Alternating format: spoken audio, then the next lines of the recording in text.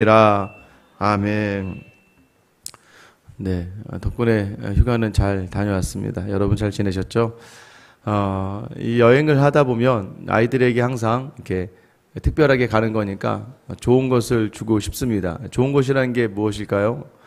여기에서는 잘 먹지 못하는 거 또는 평상시에는 잘 누리지 못하는 것들을 이제 아이들에게 해주고 싶죠. 그런데 이제 간혹 가다가 이거 참 여기에서 좋은 거고 여기에서만 먹을 수 있는 건데 그것을 주려고 하면 아이들은 원하는 게 뭐예요? 치킨 달라고 하고 피자 달라고 하고 라면 달라고 합니다. 거기까지 가서 또 특별한 그 지역의 특별한 맛있는 것들을 먹을 수 있는데 부모가 계획하고 데려가면 괜히 거기에서 자기들이 원하는 것들 치킨과 피자와 라면이 나오지 않으면 이제 금세 여행 중에도 분위기를 파악하지 못하고 금세 서로 불편한 관계를 만들어냅니다. 그런데 이제 첫째 정도 되면 부모님과 함께 여러 여행을 같이 다녀보고 함께 있었던 그 아이 정도가 되면 이제 어련히 엄마 아빠가 좋은 것으로 자기들에게 해주지 않을까 하는 생각을 가지고 여유 있게 그 시간을 즐깁니다. 믿음의 자리에서도 마찬가지예요. 우리가 내 생각처럼 원하는 자리들이 있어요. 그런데 그 자리가 꼭 다 맞는 자리가 아니라는 것을 아셔야 됩니다. 하나님은 우리에게 좋은 것을 주시고 싶으세요. 마치 뭔가 맛집을 찾아가기 위해서 조금 시간을 내야 되고 좀 더운 날씨에 좀 서 있어야 되고 하다 보면 금세 좀 힘들고 어렵고 좀 지치다 보니까 짜증을 내기도 하고 불편한 기색을 이렇게 드러내기도 하지만 사실 그러고 나서 그 맛있는 것을 먹었을 때 그동안 기다려왔던 것들이 야, 잘 기다렸다. 야, 여기서밖에 못 먹는 거구나 라는 것을 알게 되는 것처럼 믿음의 자리에서도 마찬가지라는 거예요. 하나님께서는요 늘 우리의 모든 자리에서 가장 좋은 것으로 주시고 싶은 분이라는 걸 여러분이 믿으셔야 됩니다. 그리고 아셔야 돼요. 기다려야 됩니다. 그렇게 믿음으로 기다리는 사람은 오늘 내 생각과 내 계획 속에서 내 마음대로 되지 않는다 할지라도 흔들리지 않아요. 그리고 절대 좌절하거나 낙심하지 않습니다. 오히려 고난을 즐길 수 있는 사람, 환난을 즐길 수 있는 사람. 어떤 사람들은 물 위에서 무섭고 두렵고 떨리지만 어떤 사람들은 그 물을 즐기는 사람이 있어요. 그게 무엇입니까? 확신이 있기 때문입니다. 여러분, 우리 인생도 마찬가지예요. 여러분, 지금 오늘 혹시나 내 계획과 내 생각 속에서 불안해하는 여러분들에게 오늘 이 말씀이 평강으로 넉넉하게 채워지는 시간이 되시길 예수님의 이름으로 축원합니다. 오늘 일전까지는 어떤 내용이었냐면 계속해서 아수르의 심판에 대해서 이야기했습니다. 강대국의 심판, 이스라엘을 괴롭혔던 나라, 북이스라엘을 점령하고 멸망시킨 나라 아수르를 하나님께서 어떻게 심판하시는가. 그런데 그 외국 이방인의 나라들, 하나님이 도구로 쓰셨던 그런 나라들은 하나님께서 과감하게 심판하고 진멸하십니다. 그럼에도 불구하고 우리는요, 하나님께서 심판하시는 것 같지만 하나님이 우리를 향한 최종 목적은 심판이 아니에요. 여러분들에게 아픔과 고통이 끝이 아니라는 걸 아셔야 돼요. 우리에겐 늘 즐거움과 기쁨과 감사와 평강과 행복이 하나님이 우리에게 주시고자 하는 마지막 목적지라는 것을 여러분이 놓지 않으셔야 돼요. 여러분, 오늘 1절 말씀 어떻게 시작합니까? 이새의 줄기에서 한 싹이 나며 그 뿌리에서 한 가지가 나서 결실할 것이요. 여러분, 지금 여기까지 멸망했던 이스라엘, 황폐하게 되었던 땅에 뭐가 난다고 이야기합니까? 줄기에서부터 한 싹이 나고 뿌리에서부터 한 가지가 난다고 이야기합니다. 여러분, 줄기가 무너져요. 줄기에서 한 싹이 나고 또 거기서 가지가 나며 결실할 거래요. 땅이 아무리 황폐하게 되었다 할지라도요, 하나님의 말씀으로 하나님 그 땅에 선포하시면 그 땅에 언제든지 싹과 가지가 나며 결실을 맺을 수 있다는 것을 여러분이 기억하셔야 됩니다. 우리 인생이 황폐하게 되었다 할지라도 우리의 생각처럼 되지 않는 건조함이 있다 할지라도 하나님께서 확신을 가지고 선포하시는 말씀 안에서 여러분, 우리의 삶의 모든 자리에 싹이 나고 가지가 나고 결실이 난다는 것처럼 여러분, 이스라엘 백성에 하나님께서 약속하신 것이 있었습니다. 그것이 무엇일까요? 이새의 줄기. 이새가 누구예요? 다윗의 아버지 아닙니까? 다윗의 가문에서 하나님이 약속한 그 하나님 사람이 나타날 것이고 그 사람을 통하여 하나님께서 결실을 맺을 거다라고 이야기해요. 1차적으로 보면은 여러분 아시겠지만 북이스라엘과 남유다로 나눠집니다. 솔로몬 시대 이후에. 근데 북이스라엘은요, 여러 지파의 여러 왕들이 돌아가며 여러 가문이 돌아가며 왕이 됩니다. 그런데 특이하게 남유다는요, 아무리 어렵고 악한 왕이 나온다 할지라도 남유다의 그 왕의 자리는 누구를 통해 진행하냐면 다윗의 가문을 통해 진행하신다는 거예요. 여러분, 이것이 무엇을 얘기하는 겁니까? 하나님께서 다윗에게 약속하신 게 있거든요. 내가 너를 통하여 이 땅에 왕이 나게 하래. 1차적인 왕은 내가 너의 자손으로만 왕을 삼을 거야 라는 1차적인 그런 의미가 있어요. 근데 이게 최종적인 상징은 무엇입니까? 다윗의 가문으로부터 온전한 왕이신 예수 그리스도가 나오실 것이다.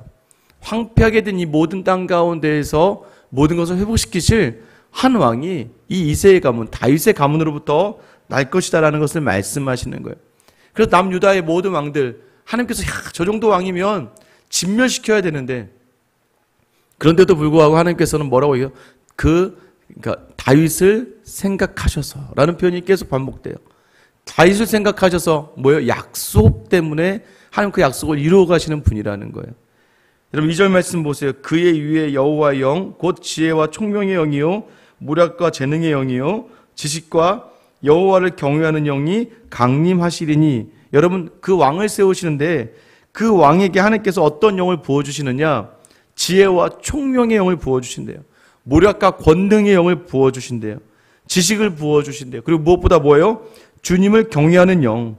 여러분, 지혜와 총명이 있어야죠, 왕이. 모략과 권능이 있어야죠. 지식으로 충만해야죠. 왕이 가져야 될 모든 것들을 다 가지고 있습니다. 근데 무엇보다도 더 중요한 건 무엇이에요? 주님을 경외하는 자리를 놓치지 않는다는 거예요. 여러분, 이 대표적인 왕이 바로 다윗이었잖아요. 그가 가지고 있는 모든 것들, 그러나 그가 세상의 모든 사람들보다도 더 뛰어나게 음악도 다룰 줄 알고 또 지혜와 총명이 다 있었지만 그 무엇보다도 그에게 가장 큰 힘이 무엇이었어요? 여호와를 경외하는 마음. 여러분, 여기 마지막에 연결되는 자리. 그래서 3절에 보세요. 그가 여호와를 경외함으로 즐거움을 삼을 것이며 라고 되어 있잖아요. 여러분, 하나님께서 우리에게 허락하시는 그 놀라운 자리가 있어요. 그런데 특별히 복이 무엇입니까? 여호와를 나의 즐거움으로 삼을 수 있는가? 여호와를 경외함이 즐거움이 되는가? 여호와를 경외함을 즐거움으로 삼는 사람. 여러분, 이게 좀 어순이 좀 이 말에는 조금 어려운 표현이 있습니다. 경외라는 말이 두렵고 떨림으로 바라본다는 표현인데 여호와를 두렵고 떨림으로 바라보는 것이 즐거움이 되는 삶이다. 이 표현이 바로 3절 하반절에 나오죠. 그의 눈에 보이는 대로 심판하지 아니하며 그의 귀에 들리는 대로 판단하지 아니하며.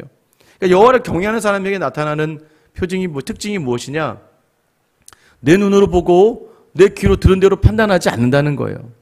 근데 여러분, 우리는 하나님을 경외하는 삶 가운데 살고 있는가? 무엇으로 알 수 있어요? 내 눈으로 보고 판단하고 내 귀로 듣고 판단해버리고 있지 않은가?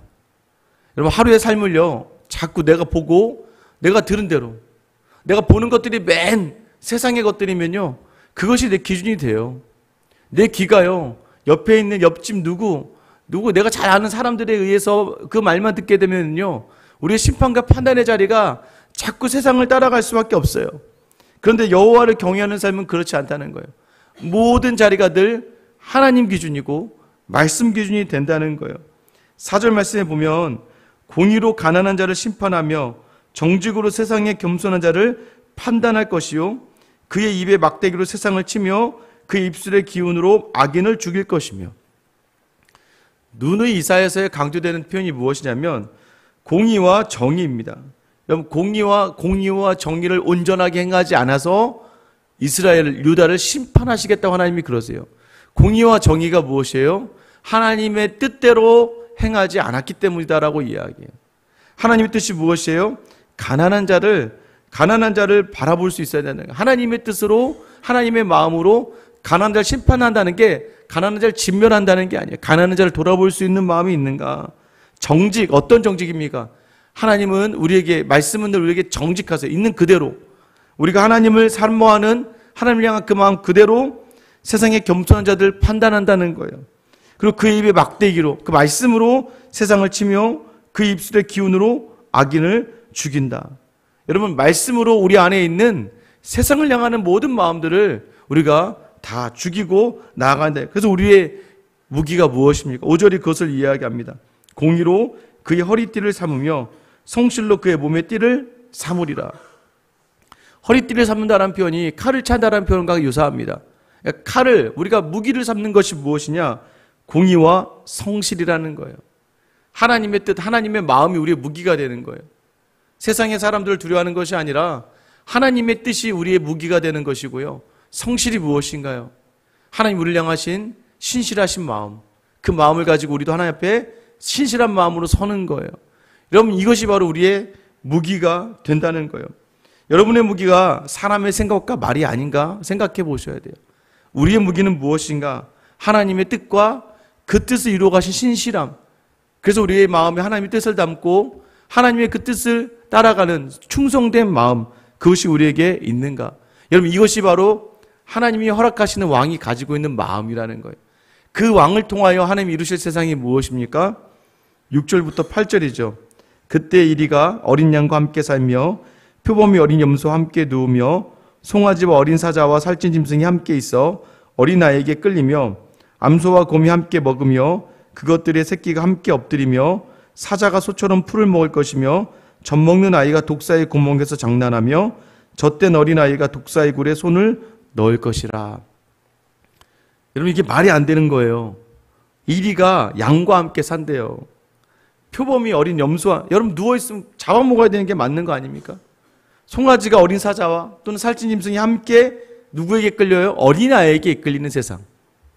암소와 곰이 함께 먹고 새끼가 함께 엎드러져 있고 사자와 소가 풀을 먹고 있는 세상. 여러분, 젖 먹는 아이가 독사의 구멍에 손을 집어넣어요. 심지어는 젖된 어린아이가 독사의 굴에 손을 넣어도 아무것도 없는 세상, 아무렇지도 않은 세상.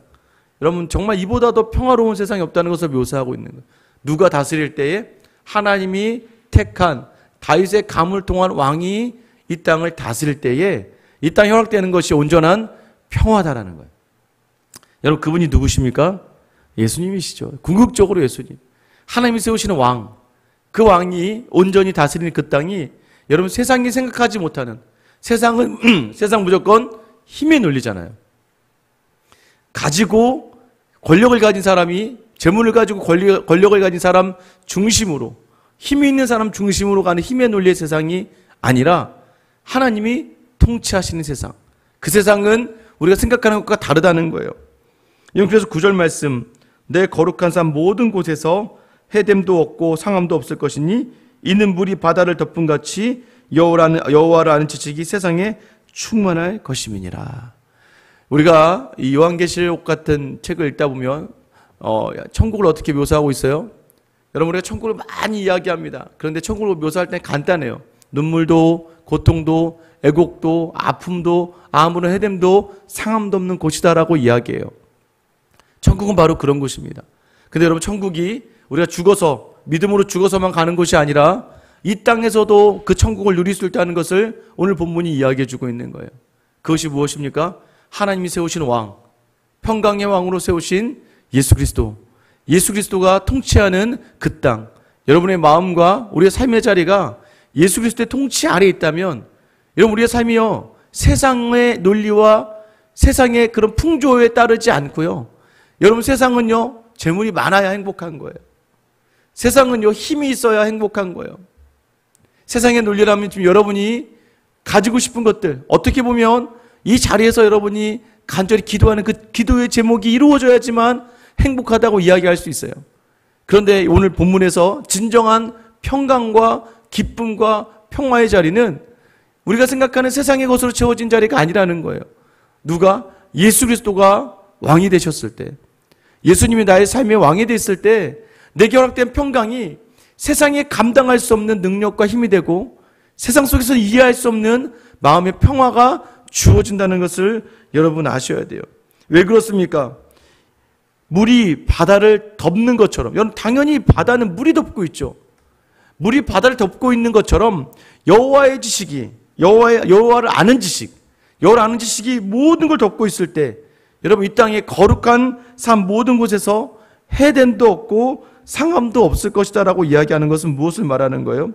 그 말씀의 능력이 우리를 덮고 있을 때 세상에 어떤 환난과 고난과 고통과 아픔의 자리가 있다 할지라도 여러분 우리는 그것으로 말미암아 좌우되는 인생들이 아니라 여호와를 아는 지식, 하나님이 가장 선하시고 하나님이 우리를 사랑하시고 하나님이 우리를 인도하실 것이라고 하는 그 지식이 어떠한 상황에서도 기쁨과 만족과 풍성함과 평강을 누릴 수 있게 하는 능력이 된다는 거예요. 여러분 믿으시죠?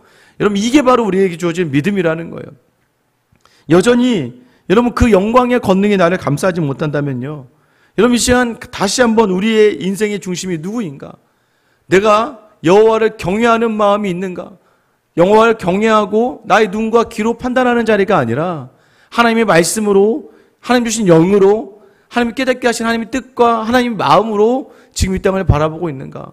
그 지금 내게 주어지는 자리에서 여러분 어떻게 하셔야 됩니까? 여러분 저는요, 유명한 그냥 우리 일상적인 말도 있죠. 해병대 말 있잖아요. 고통을 피할 수 없으면 즐겨라. 여러분 세상에서도 피할 수 없는 고통을 즐기는 사람이 행복한 사람이라고 이야기하는데 하물며 믿음의 자리도 마찬가지죠. 우리는 그냥 피하기만 하는 인생이 아니라 확실하게 주어진 약속이 있다는 거예요. 그 약속은 무엇입니까? 우리를 반드시 우리에게 가장 좋은 것을 주신다. 여러분 믿으십니까? 그 믿음을 놓치지 않고 오늘 하루를 바라보는 거예요. 오늘에게 주신 자리에서 하나님의 공의, 하나님이 무엇을 계획하고 계시나, 하나님의 신실함, 성실함, 하나님 여전히 우리를 위해서 동일한 마음으로 우리를 바라보고 계시다는 거예요. 그럼 우리의 마음만, 우리의 생각만 그 하나님으로부터 벗어나지 않는다면 여러분 우리에게 반드시 주어지는 자리가 무엇입니까? 평강이라는 거예요. 오늘 예수 그리스도로 왕을 삼으며 주님께서 원하신 자의 결단하심으로 말미암아 오늘 우리에게 주어진 모든 자리를 평강의 자리로 만들어내는 귀하고 복된 하루가 되시길 예수님의 이름으로 축원합니다. 기도하겠습니다. 사랑의 하나님, 오늘도 우리의 삶의 자리는 무엇으로 채워줘야 됩니까? 하나님을 놓치고 말씀을 놓쳤던 자리에서 황폐하게 된 우리의 삶의 자리를 다시 한번 주님이 세우신 이새의 줄기로부터 난 한 싹과 한 가지와 결실이 되시는 예수 그리스도, 온전한 우리의 왕이 되시는, 이 평강의 왕이 되시는 예수님을 우리의 주인으로 삼는 그것을 결단하는 귀한 하루가 되게 하여 주시옵소서. 아버지 하나님, 오늘 시간 주님의 영광으로 권능으로 덮여지는 자리, 오직 말씀으로만 우리의 모든 삶의 자리를 채우며 예수 그리스도의 이름으로만 덮여지게 하여 주셔서 오늘 하루 모든 자리마다 그 주님과 더불어 평강이 가득한 삶을 사는 저와 우리 모든 성도들의 하루가 되게 하여 주시옵소서. 물이 바다 덮음같이 우리를 덮으시는 여호와의 지식으로 충만하게 하실 줄 믿사오며 이 모든 것 이루실 예수 그리스도의 이름 받들어 기도드립니다. 아멘.